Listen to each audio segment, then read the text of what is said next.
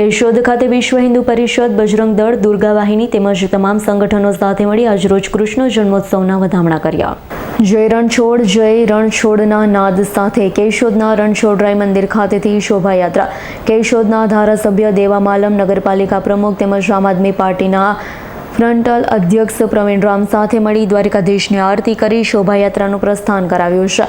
કેશોદના મુખ્ય રાજમાર્ગો પર શોભાયાત્રા પ્રથમ હવેલી તરફ થઈ નીલકંઠ મહાદેવ મંદિર, જલારામ મંદિર ખાતે જલારામ મંદિરના ટ્રસ્ટી રમેશભાઈ દ્વારા મુખ્ય રથની આરતી બાદ બગીચાના મેઇન ગેટ તરફથી Purohit boarding chowk, Ambawadi main road, Amrutnagar station road, 4 chowk, Mangrol road થઈ રણછોડરાય મંદિર ખાતે શોભાયાત્રા સંપન્ન કરવામાં આવી છે. વહેલી સવારથી જ રણછોડરાય મંદિર ખાતે આરતી દર્શનમાં ભાવિકો ઉમટી પડ્યા અને સમગ્ર કેશોદ કૃષ્ણમય બન્યું હતું. જય શ્રી રામ, જય શ્રી કૃષ્ણ.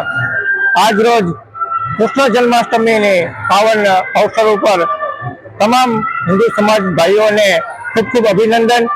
આજ રોજ કેશોદની અંદર વિશ્વ હિન્દુ પરિષદ, બજરંગ દળ કેશોદ તેમજ શ્રી કૃષ્ણ જન્મોત્સવ સમિતિ તેમજ રણછોડરાય મંદિર દ્વારા એક સરસ મજાનું શોભાયાત્રા અને મટકી ફોડનું આયોજન કરેલું હતું, જેમાં કેશોદની મુખ્ય માર્ગો પરથી આ શોભાયાત્રા પસાર થઈ અને મટકી ફોડ ફોડેલી હતી અને સાથે સાથે કેશોદની ધર્મપ્રેમી જનતા પણ ખૂબ સાથ સહકારથી જોડાયેલી અને ખૂબ જ સારી રીતે આ કાર્યક્રમનો ઉત્સવ ઉજવવામાં આવ્યો.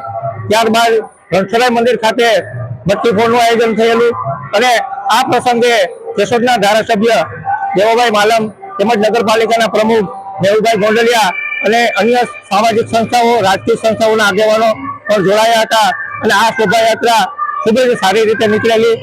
તો વિશેષમાં કહેતા કે આ જ રીતના આપણા હિન્દુ સમાજના તમામ તહેવારો બધા સાથે મળી અને ઉજવી અને એક ભક્તિમય માહોલ ઉભો કરીએ અને હિન્દુ રાષ્ટ્ર બને એવા સંકલ્પ સાથે બધાને જય શ્રી કૃષ્ણ, જય શ્રી રામ. રાવલિયા મધુનો રિપોર્ટ, S9 ન્યૂઝ, જૂનાગઢ. અમારી તમામ માહિતીથી અપડેટ રહેવા માટે જોડાયેલા રહો S9 ન્યૂઝ સાથે.